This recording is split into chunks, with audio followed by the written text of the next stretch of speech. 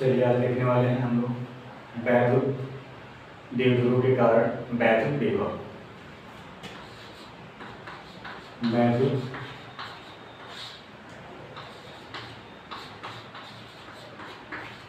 ध्रुव के कारण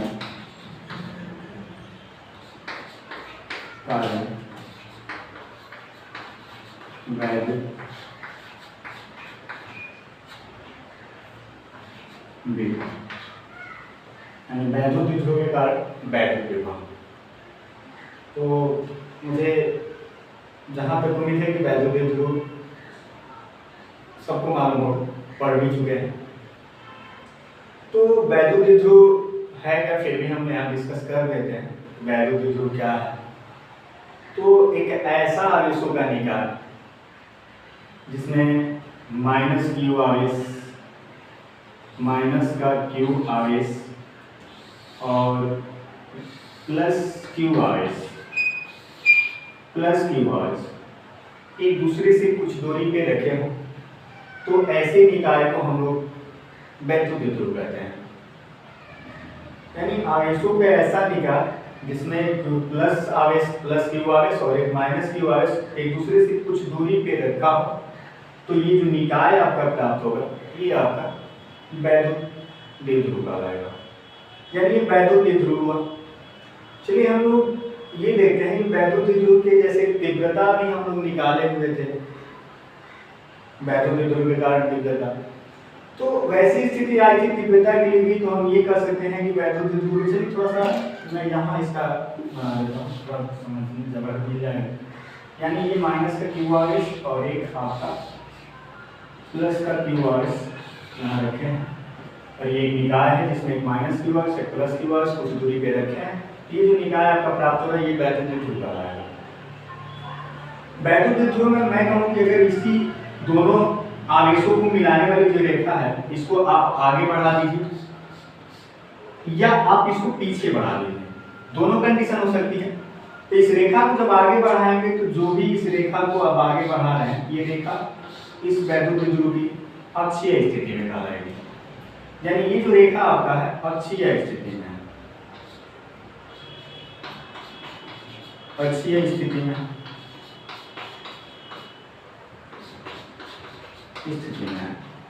ये आपका अक्षीय स्थिति में है। अगर मैं कहूं कि इसके केंद्र से, चलिए 2l लंबाई लिया गया था इसका, इसके केंद्र से अगर लंबवत कोई रेखा खींच देते हैं, कोई रेखा लंबवत खींच देते हैं, तो ये आपका निरक्षीय स्थिति कहलाएगा, ये आपका निरक्षीय स्थिति होगी। निरक्षीय स्थिति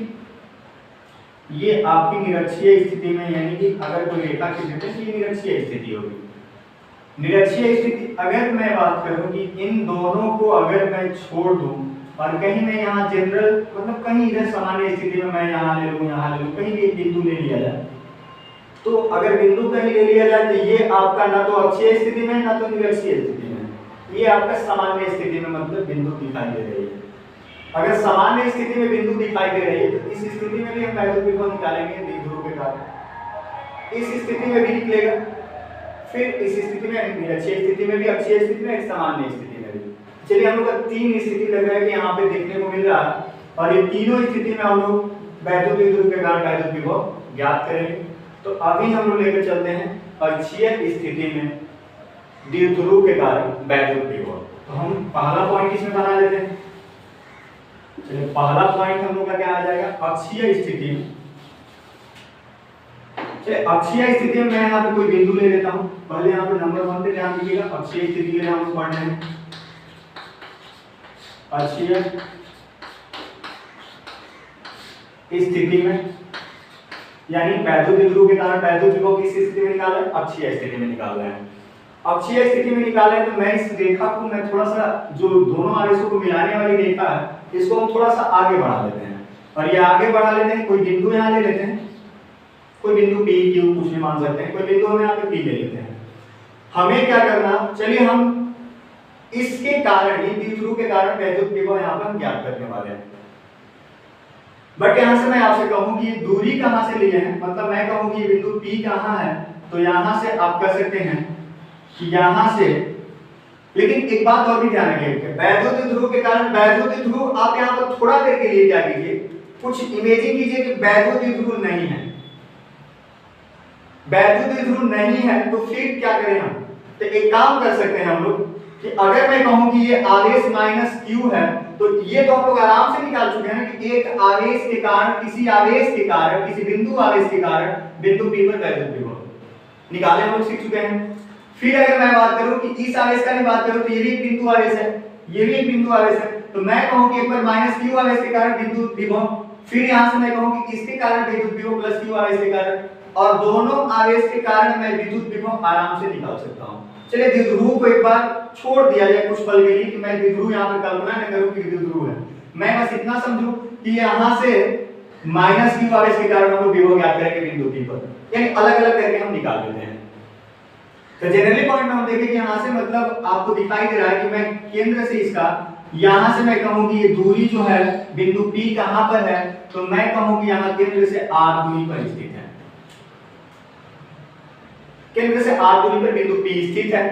लेकिन मैं कहूं कि यहां पर वैद्युत ध्रुव के P बिंदु जो है r दूरी पर स्थित है, लेकिन इस आवेश के कारण जब निकालेंगे तो मान के चलिए इसकी दूरी चाहिए हमें, तो मैं कहूं कि ये जो आपका माइनस q आवेश के से जो बिंदु है वो दूर कितने हैं, कितनी दूरी पर है, तो कह सकते हैं यहां से यहां तक r है और ये आपका l है, यानी l और r को जोड़ देते हैं तो हमारा वो बिंदु जहां निकल जाएगी माइनस q आवेश से दूरी, हम कह सकते हैं r प्लस l ले लिया जाए। मैं कहूं कि ये प्लस q आवेश के कारण, तो प्लस q आवेश के कारण ये बिंदु ले सकते हैं आप यहां से, ये आपके बिंदु है, यानी पूरा r है, l को माइनस कर दीजिए, यहां से निकल जाएगा, यानी r माइनस l हो जाएगा, ये आपका दूरी निकल गई। चलिए हम लोग निकालते हैं बारी बारी से, पता है यहां पे लिखेंगे माइनस q आवेश के कारण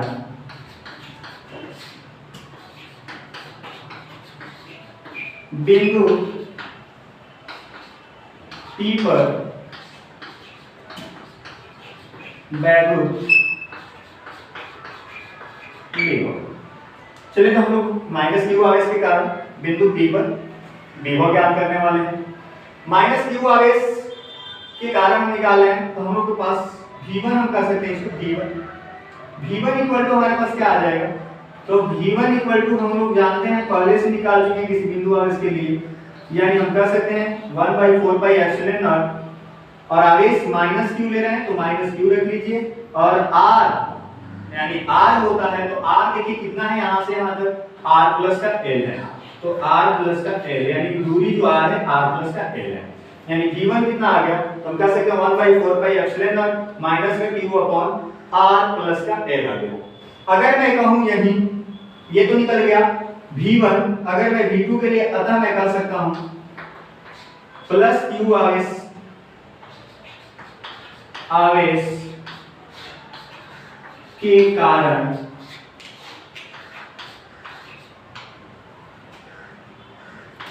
बिंदु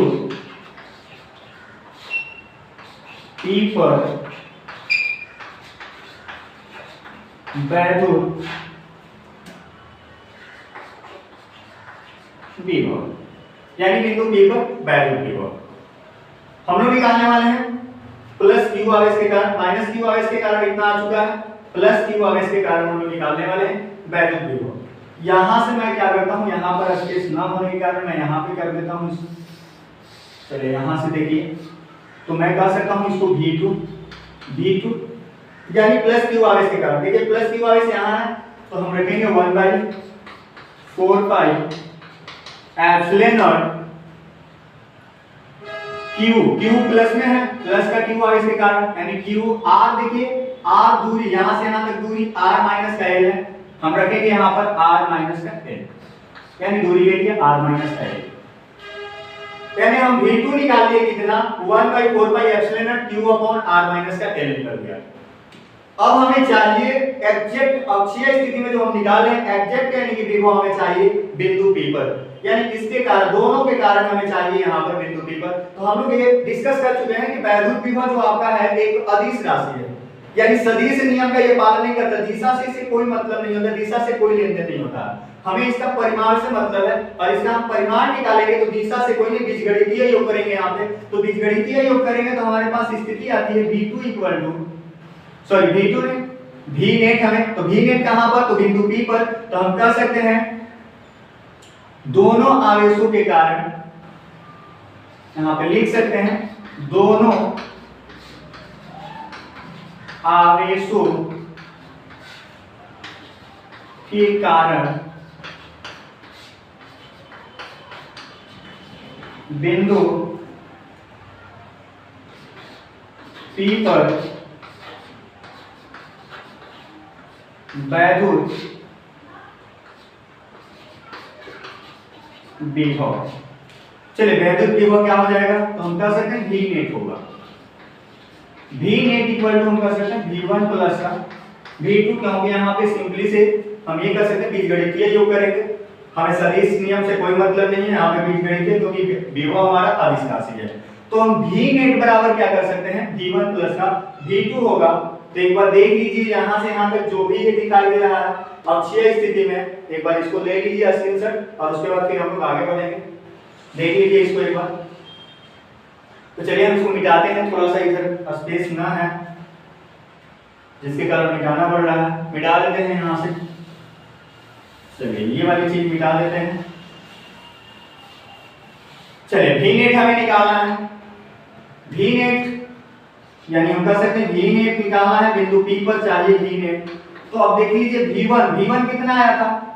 तो V1 हमारा आया था 1/4 पाई एप्सिलॉन नॉट